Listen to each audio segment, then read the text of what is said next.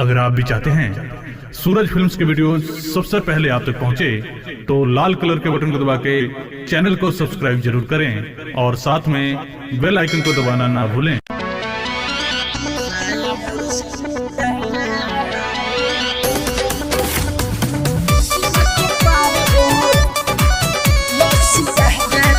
Mix by Jitendra Kumar.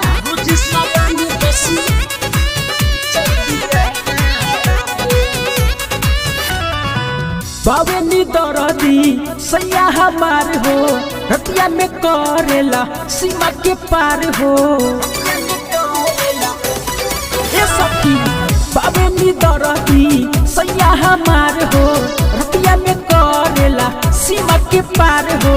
रोज सामान बसिया जाला हो, बसिया जाला हो।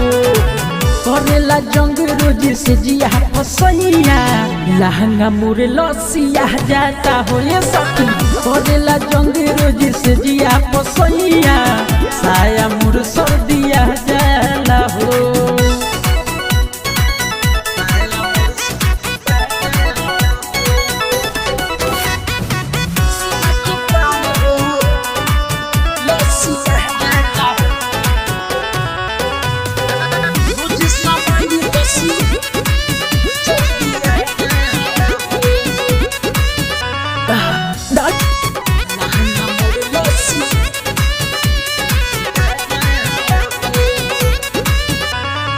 रोशन रसीला होके जोशीला, आवते से जिया पर भतरा की खतरा बढ़ाइए जाला हो, कि साजन ही सुताइए जाला हो। माई रे रोशन रसीला होके जोशीला, आवते से जिया पर भतरा की खतरा बढ़ाइए जाला हो, साजन ही सुताइए जाला हो। नहीं भी तो खिसिया जाला हो, खिसिया जाला हो। करेला जंगे रोज से जिया पसैया, लहंगा मोर लसिया जाता हो। ये सखी करेला जंगे रोज से जिया पसैया, साया मोर सर्दिया जाता हो।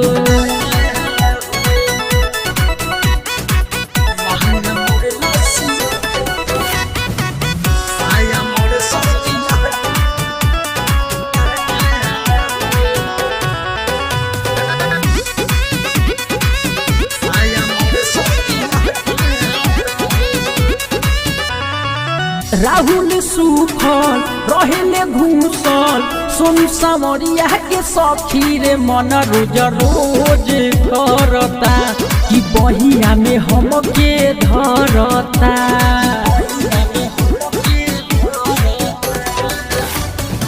राहुल सुखल रहेले ढूकल, सोनू सावरिया के सखी रे मन रोज रोज करता, कि बहिया में हमके धरता। प्रेमी जितेंद्र जोशिया जाला हो, जोशिया जाला हो। करेला जंगे रोज से जिया पसैया, लहंगा मोर लसिया जाता हो। मायरे करेला जंगे रोज से जिया पसैया, साया मोर सर्दिया जाता हो।